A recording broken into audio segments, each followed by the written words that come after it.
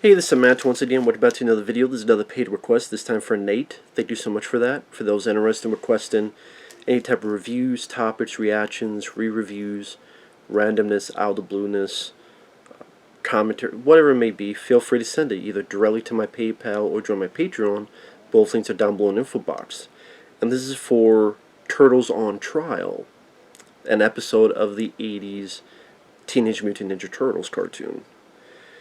Now, I've said before, my favorite cartoon is the 2003 cartoon, but I did grow up with the 80s cartoon, so there is a big sense of nostalgia. And I still do like it. It's just not a show I watch much anymore. If I do go to a show, it is the 2003 cartoon, because I appreciate that it's more of an action show. It's still for kids, but it takes itself a bit more seriously. Just more my cup of tea.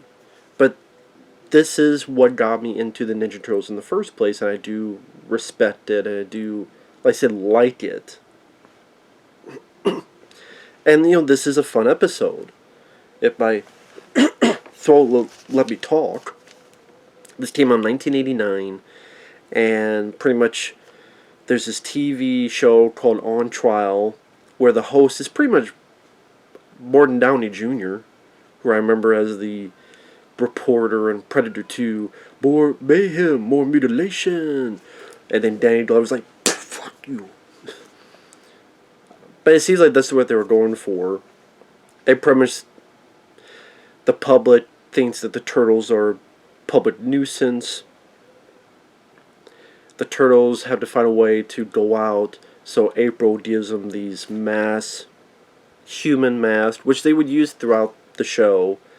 And they always did look creepy. They look like Curly from the Three Stooges. And the gist of the plot is that Crane is tired of Shredder failing, so he's going to defeat the Turtles. So, Shredder, you, Bebop Rocksteady, you're a decoy as you fight the Turtles in this museum, while I steal this robot. During the fight, Shredder gets April. Crane tells him to leave. Shredder's mad, but he does it. Because he's a bit of a bitch in the show. Love the design of Shredder in the show. Love James Avery, may rest in peace. But the Shredder, compared to other versions, he is a bit of a bitch in the show. And the Turtles are confused as to why Shredder left. One thing leads to another. Crane is battling, almost ready to kill that stupid idiot who hosts On Trial. And in fact, there's a point where the Turtles are talking in their home via uplink, and it's not going well. And then again, Crane attacks him, and then the Turtles go and save the guy. And even though they save the guy's like, well, I'm still going to talk trash about you, because that's entertainment. But thanks for saving me. Now, the animation for the time works. It's entertaining. There's some nice shots. Like there's a nice shot of a bow. The bow is going towards camera kind of bit as Donnie throws it to hit this thing that lands on one of the villains in the museum. The voice work. Cam Clark as Leonardo, Barry Gordon as Donatello, Rob Paulson. Like, the voices work well for the Turtles. Barry Gordon especially, I thought, did a nice job as Donatello. And in a way, Donatello's kind of the star. Some would say Michelangelo's the star of the 80s show, but Donatello gets a lot more. Like, the team would be dead without him. His inventions. I remember it got to a point, it seemed like almost every episode they're saved because Donnie comes up with some idea or some invention or some trick that he's able to do and save the day. It's like, yeah, of all the characters that did, Donatello is the guy that.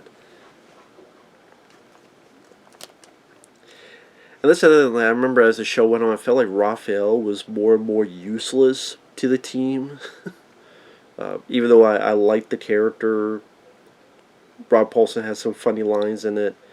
But again, when you watch the show, other than, there's a few solo episodes, but there's a lot of times where he just feels, again, useless to the team. I'm like, Jesus, do they even need Raphael on this team? Even at the very end, when they fight the crane robot, Raphael does nothing. It's the other three that do it. Now, the music on the show is fantastic. That's one thing I've said about the 2003 cartoon. The biggest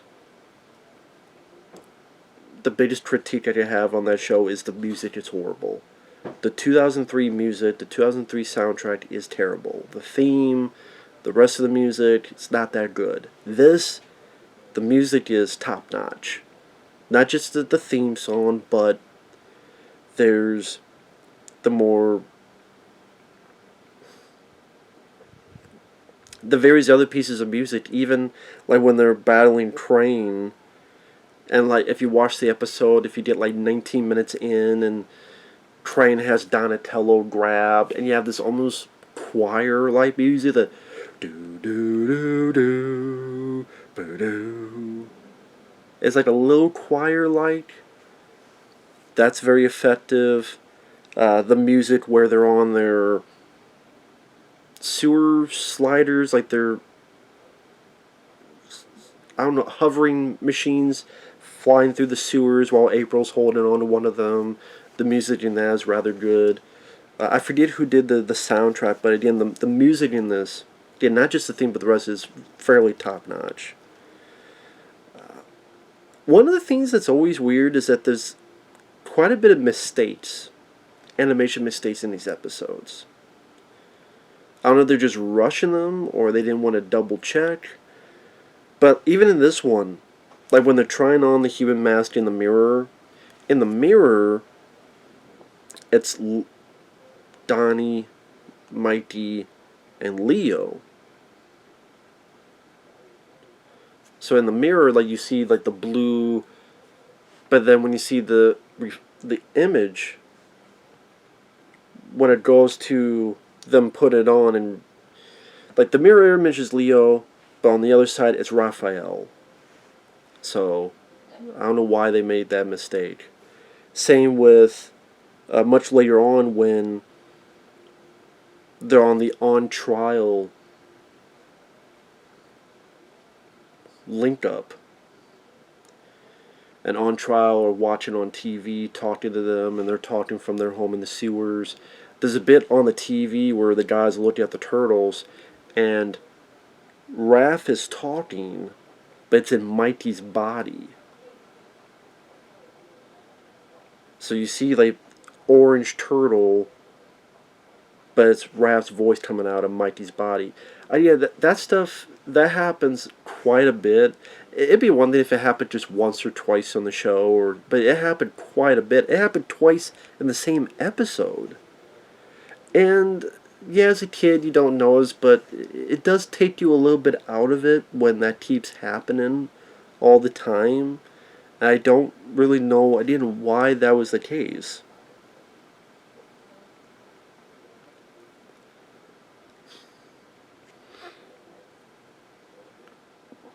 I also find it funny that Raph early on, because Mighty's nervous to talk in front of all these people, and Mighty has stage fright.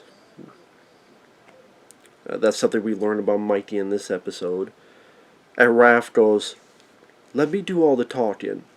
Yet he doesn't ever do all the talking. In fact, when it starts,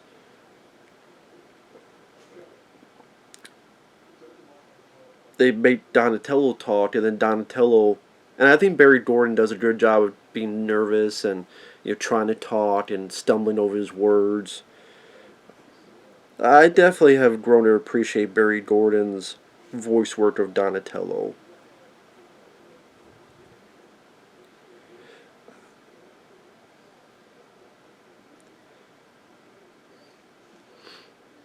And there are times where the public is really stupid. I mean, they clearly captured these thieves out in public, but then the people, they get mad. And here's a confusing part of the plot. They're outside having pizza. They have the curly, Three Stooges mask on. and they see a crime being committed, I don't know why they decide to take the mask off. They can still fight crime with the mask on. In fact, it actually would be more beneficial to them. I mean, they can see. It's not like they go, oh, I can't see with this thing on. I can barely see. So I don't know idea why they don't just fight with the mask and coat on. I mean, they're just regular thieves, and they just use their weapons, throw them anyway.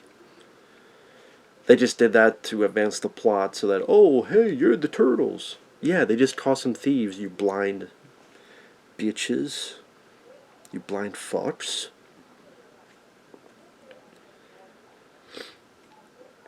And because it's a kid show, they fight, and like they fight Shredder and them in the museum, and again, because it's a kid show, they can only do certain things. So it's either Raphael does do one thing, pushes the statue onto Rocksteady to keep him there.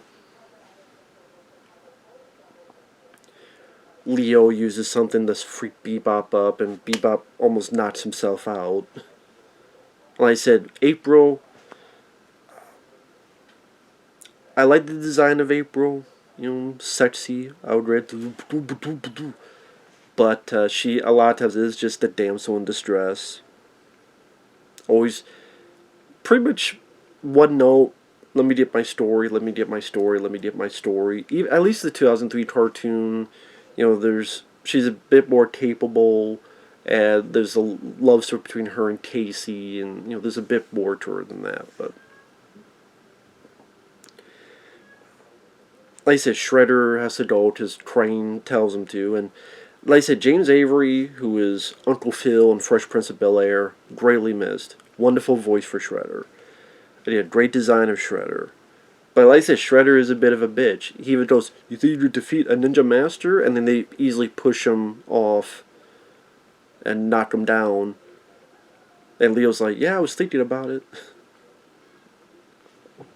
And then as the show goes on, they get to the end, and like I said, they're doing that thing on trial, and then Crane comes in with his like wannabe Ed 209 machine that he's in, and like the Turtles defeat them.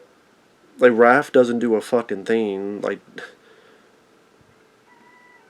it's Leo and Mighty get it in the right position, and then Donatello is able to kick it down after Mighty was able to wrap the legs, and Leo did something. It's like, Raph just stood there with a thumb up his ass, and I don't know, a grin on his face.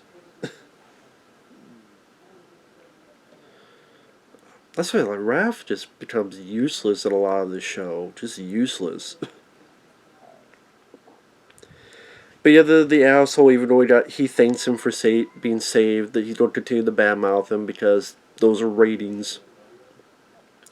And the Turtles go off, well, like, you shouldn't talk, Raph. You didn't do shit. You arrived there and you stood there and then you left. So shut up, Raph. You didn't do jack shit.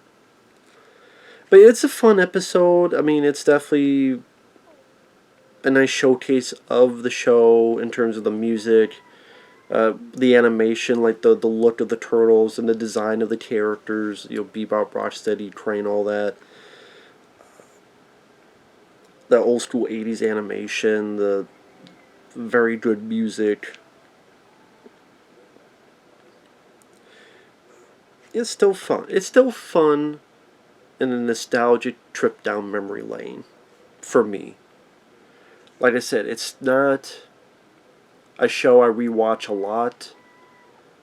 But if I watch an episode like this, I remember watching on CBS Saturday morning back in the day, because on the farm in Iowa, in the middle of nowhere, we had 4 channels: ABC, CBS, PBS, and a second form of CBS for some reason.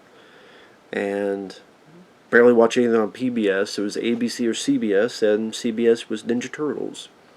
And being a fan of, action films and Jean-Claude Van Damme and all that stuff, yeah, martial arts, ninja stuff, absolutely. So I would watch that. So yeah, that was. I remember in the first stages of the internet, and we got, not the first stage of the internet, but for us, finally getting a computer at home. This was around 2000, 2001, somewhere around there. One of the first things I purchased over the internet, I will admit, was a whole series of VHS tapes of the Ninja Turtles 80s cartoon. Because by that point, you couldn't find them to watch unless you tried to get some of the VHS tapes. They didn't have every single episode. DVDs weren't really they were around, but they weren't. They still felt like a new thing. And so, who knew? Will this get a DVD?